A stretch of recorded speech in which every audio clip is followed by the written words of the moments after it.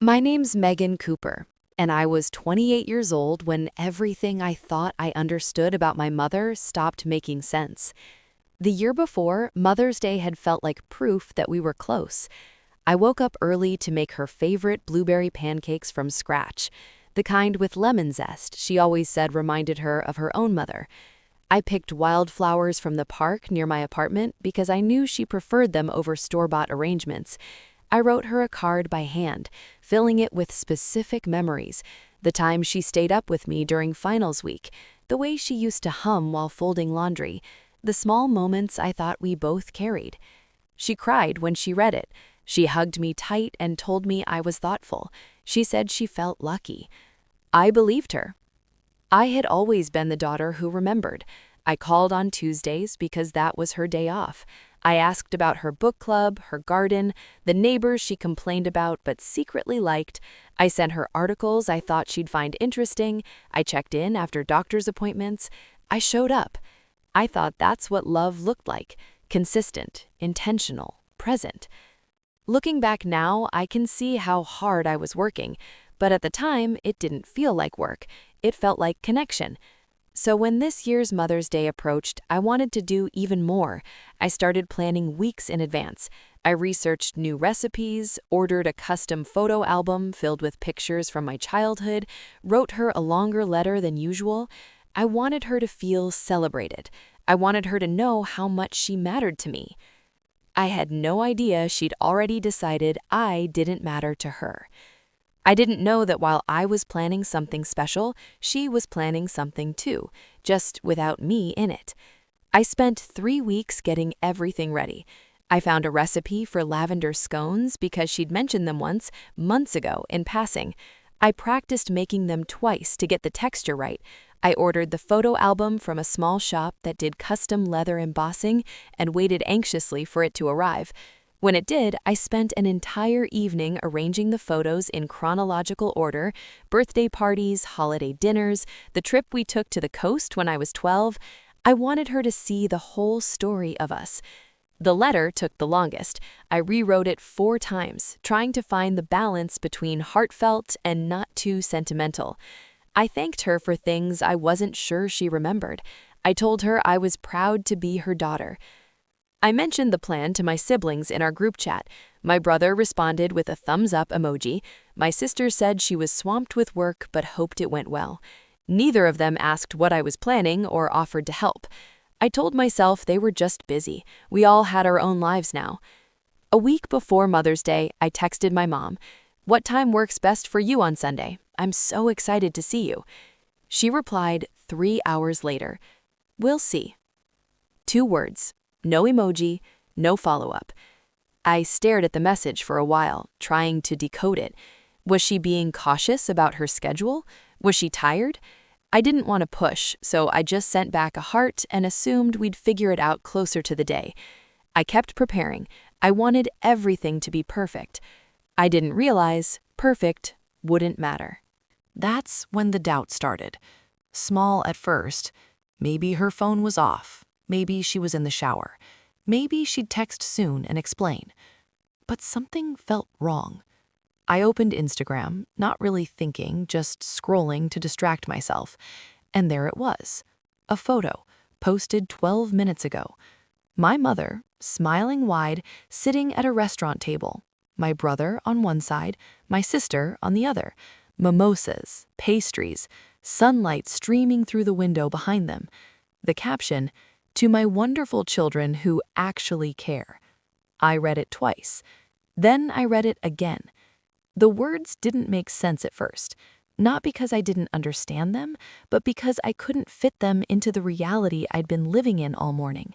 I looked at the table I'd set, the scones cooling on the counter, the letter I'd written, the photo album I'd spent weeks putting together.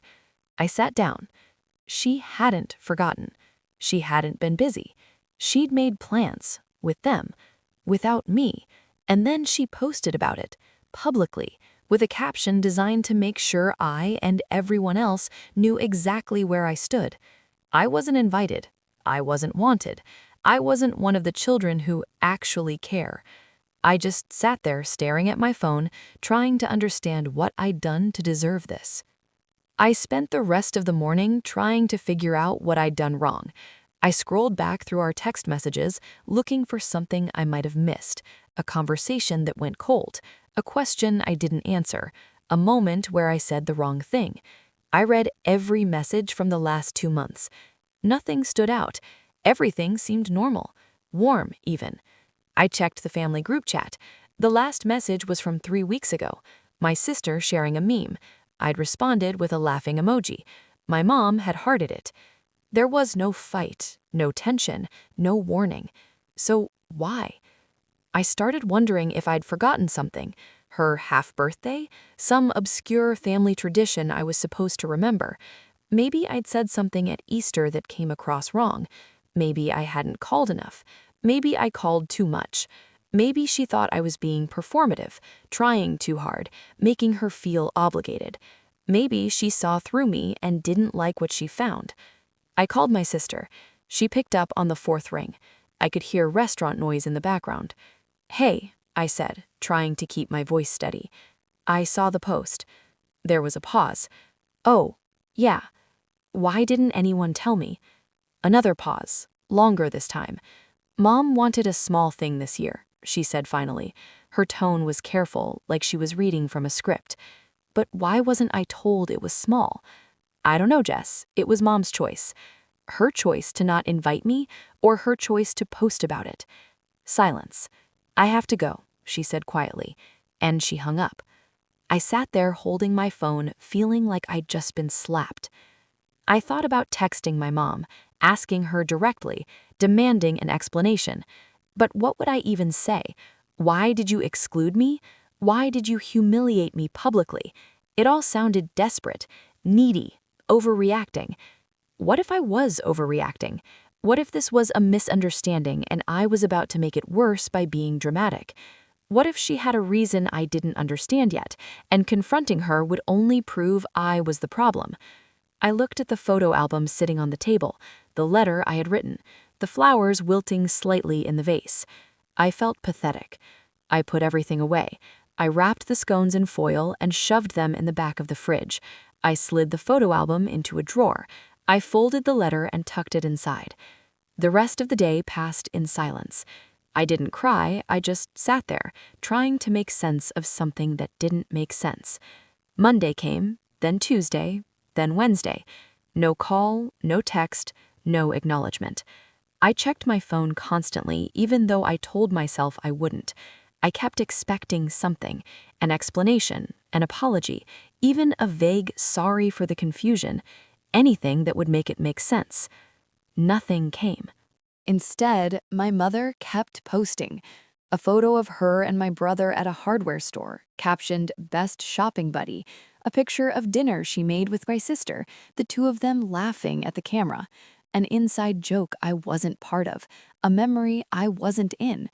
I wasn't just excluded from Mother's Day, I was being erased in real time. I tried to rationalize it. Maybe she was going through something. Maybe she needed space and didn't know how to ask for it. Maybe this was her way of processing some unspoken hurt I didn't know I'd caused. But then I'd remember the caption, "To my wonderful children who actually care." That wasn't ambiguous. That wasn't a misunderstanding. That was a message, a public one, designed to communicate something specific, not just to me, but to everyone who saw it. I wasn't one of the children who cared. That's what she wanted people to believe. A friend texted me on Thursday, "How was Mother's Day?" I stared at the message for a long time before replying. It was nice, low-key. I didn't want to explain. I didn't want pity. I didn't want to hear that my mom probably didn't mean it that way, or that families are complicated, or that I should just talk to her. I started avoiding the family group chat. I muted it so I wouldn't see the notifications. My siblings kept posting like nothing had happened. Funny videos, random updates, the usual noise. I felt like I was the only one who noticed I'd been cut out. Or worse, I was the only one who cared. That's when I started seeing the patterns. The subtle things I'd brushed off for years suddenly stood out in sharp relief. The way my mother always mentioned my sister's accomplishments but glossed over mine. The way she'd ask my brother for advice but never me. The way she'd repeat stories about them at family gatherings, laughing, nostalgic, but rarely mentioned anything about me unless someone else brought it up first. The time I told her I'd gotten a promotion and she said, "That's nice," then immediately changed the subject to ask if I'd heard about my sister's new apartment. The way she'd hug my siblings longer than she hugged me. The way she never posted photos of just the two of us. I'd told myself I was being sensitive, that I was reading too much into things, that love didn't have to look the same for everyone. But now, sitting alone in my apartment, staring at a Mother's Day post that explicitly said I didn't care, I couldn't pretend anymore. This wasn't new. It had always been there. I just hadn't been willing to see it. 2 weeks passed, and something inside me changed. It wasn't dramatic. There was no breaking point, no final straw, no moment where I threw my phone across the room or screamed into a pillow. It was quieter than that. I just stopped waiting. I stopped refreshing my messages, hoping for an apology that wasn't coming. I stopped rehearsing conversations in my head where I'd finally get an explanation. I stopped trying to solve a puzzle I was never given all the pieces to. And in that stillness, something became clear. I had been performing. For years. Every thoughtful gift, every perfectly timed phone call, every card I rewrote until the words felt right, every time I showed up early, stayed late, remembered the small things, asked the follow-up questions, I had been auditioning for a role I'd already been cast out of. I thought about all the holidays where I was the one who coordinated, all the birthdays where I was the one who made sure she felt celebrated, all the times I reached out first, checked in first, apologized first, even when I wasn't sure what I was apologizing for. And I realized she never did the same for me. She never called just to see how I was doing. She never asked about my life with the same curiosity I brought to hers. She never planned anything with me in mind. I was always an afterthought, a checkbox, the dependable one who'd show up no matter what. I'd been trying to prove I was good enough, but I never going to be. Not because of anything I did or didn't do, not because I wasn't thoughtful enough or present enough or loving enough, but because she'd already decided. She'd compared me to my siblings and found me lacking. She'd measured me against some invisible standard and decided I didn't meet it. And she never told me why. She just let me keep trying, kept me guessing, kept me performing while she gave her warmth and attention elsewhere. It hurt, but it was also freeing because I realized I didn't want revenge. I didn't want to hurt her the way she hurt me. I didn't want drama or confrontation or some big public call-out. I just wanted to stop. So I did. I stopped texting her first. I stopped checking her social media to see what I was missing. I stopped mentally planning the next visit, the next gift, the next attempt to bridge a gap I was the only one who noticed. It took a week before my brother noticed. "Everything okay?" he texted. I stared at the message for a moment, then typed back, "Yeah, just busy." He didn't push. I didn't elaborate. A few days later, my sister sent a similar message. "You've been quiet. You good?" "Yeah, just a lot going on." She hearted the message and moved on. Neither of them asked what was actually wrong. Neither of them mentioned Mother's Day. Neither of them seemed to realize I'd pulled back, or if they did, they didn't think it mattered enough to ask why. And that told me everything I needed to know. I wasn't angry anymore. I was just done. I stopped offering my presence to people who didn't notice when it was gone. I stopped trying to earn a place I'd never really had. I just let go. Quietly, completely. And for the first time in a long time, I felt like I could breathe. Months passed, and I started building a life that didn't require my mother's approval to feel real. I spent more time with friends who actually showed up, the ones who texted back, the ones who asked how I was doing and waited for a real answer, the ones who remembered things I'd told them weeks ago and brought them up later because they actually cared. I threw myself into work. I picked up hobbies I'd been putting off, pottery classes, long walks, reading books that had been sitting on my shelf for years. I started therapy, not because I was broken, but because I wanted to understand why I'd accepted so little for so long. I didn't trash talk my family. I didn't post cryptic quotes about toxic relationships or bad mothers. I didn't make a spectacle of my pain. I just lived. My mother's birthday came in July. I thought about it the morning of, then sent a text around noon. Happy birthday. 2 words. No heart emoji, no hope you have a great day, no gift in the mail, no phone call. She replied 3 hours later with a thumbs up emoji. I stared at it for a second, then locked my phone and went back to what I was doing. I didn't feel guilty. I didn't feel sad. I didn't feel anything. Thanksgiving approached, and my brother texted me, "You coming to Mom's for Thanksgiving?" I typed back, "I have other plans." He sent a question mark. I didn't answer. 2 days later, my sister texted, "Mom's asking if you're coming for Thanksgiving." I paused, then replied, "Tell her I'm fine." She tried again, "Are you coming or not?" Not. Why? I didn't owe her an explanation, so I didn't give one. Just can't make it this year. She left me on red. I spent Thanksgiving with friends. We cooked together, laughed too loud, played board games that went on too long. No one asked me why I wasn't with my family. No one made me explain myself. No one made me feel guilty for choosing peace over obligation. It was the first Thanksgiving in years where I didn't feel like I was performing. I didn't have to smile through passive-aggressive comments. I didn't have to pretend I didn't notice being left out of conversations. I didn't have to wait for someone to acknowledge me, include me, choose me.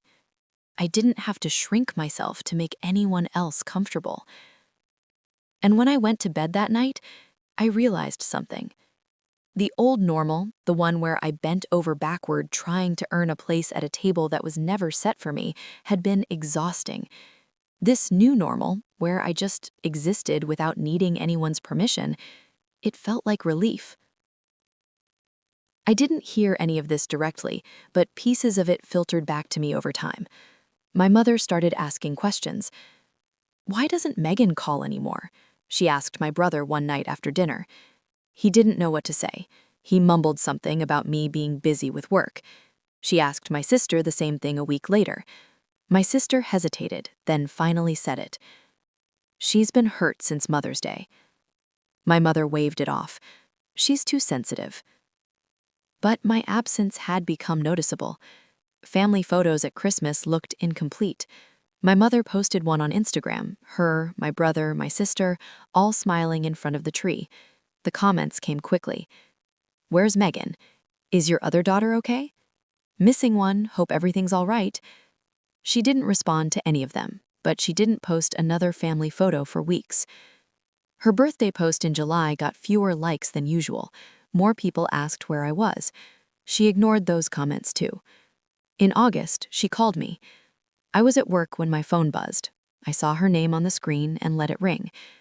I wasn't angry. I wasn't punishing her. I just didn't feel like picking up. 2 days later, I called her back. "Hey," I said, my tone polite but flat. "Oh, hi, sweetheart," she said, her voice a little too bright. "I tried calling you the other day." "Yeah, I've been busy. What's up?" There was a pause. She seemed thrown by how neutral I sounded. "Nothing specific, just wanted to hear your voice." "Okay. So, how have you been?" "Good. Work's been busy. You?" "Oh, same old." The conversation lasted 3 minutes. She didn't apologize, she didn't acknowledge anything, she just filled the silence with small talk until it became unbearable. Finally, she said, "We should catch up soon, maybe grab lunch or something." "Sure," I said. "Let me know when." "Okay, I'll text you." "Sounds good." I hung up. She never texted. She was waiting for me to suggest a date, to plan it, to make it happen. I didn't. Weeks turned into months. The silence stretched.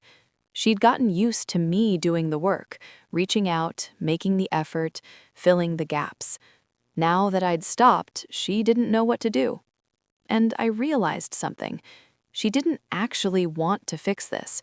She just wanted me to go back to how things were, where I tried and she didn't have to. But I wasn't going back. A year passed. I was doing well. I had friends I trusted, work I enjoyed, a life that felt mine. I wasn't bitter. I wasn't waiting for anything. I'd simply moved on. Then my mother texted, "I miss you. Let's have lunch." I read it twice, waited a day, then replied, "Sure, when works for you?" She suggested a date 2 weeks out. I agreed. I didn't cancel, I didn't reschedule, I just showed up. She was already seated when I arrived, scrolling through her phone.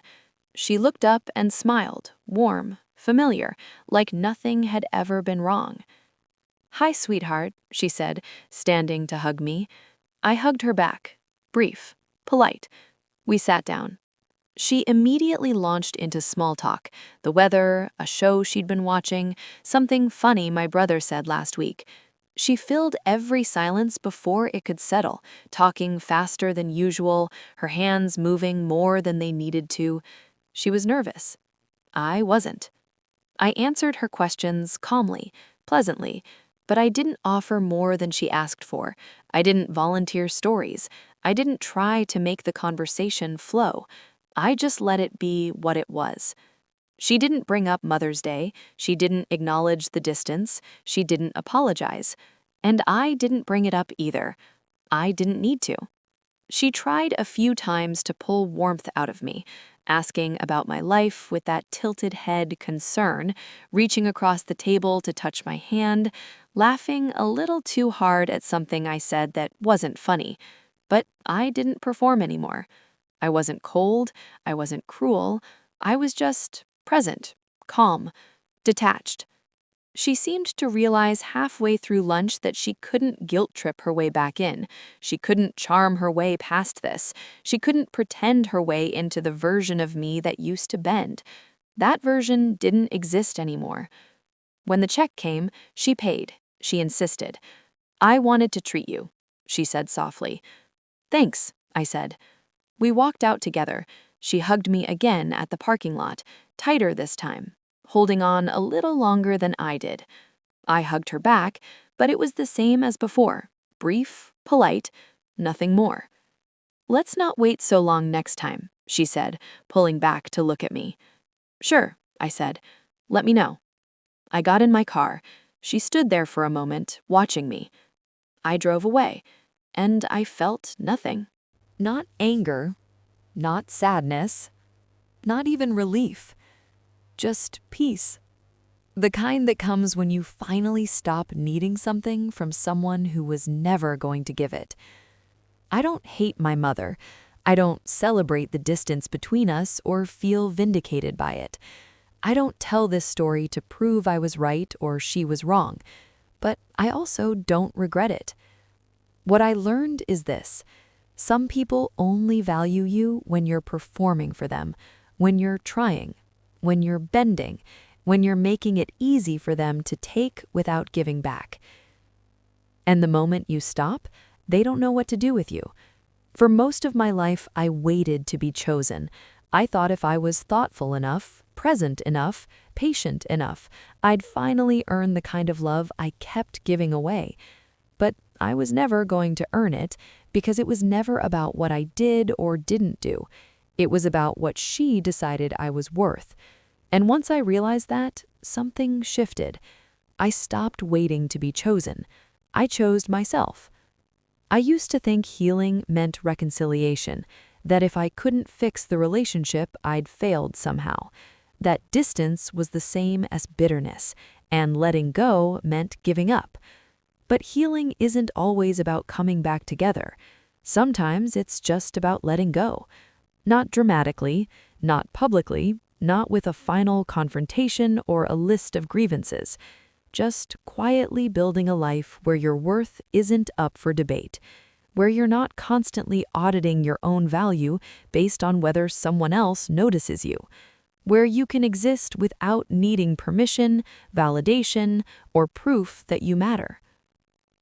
I don't know what the future holds with my family. Maybe my mother and I will find a way back to something that feels real. Maybe we won't. Maybe this distant, polite version of our relationship is all it will ever be. And I'm okay with that, because I'm no longer afraid of being left out. I'm no longer waiting to be let in. I'm no longer shrinking myself to fit into spaces that were never built for me. I'm just living. And for the first time in a long time, that feels like enough.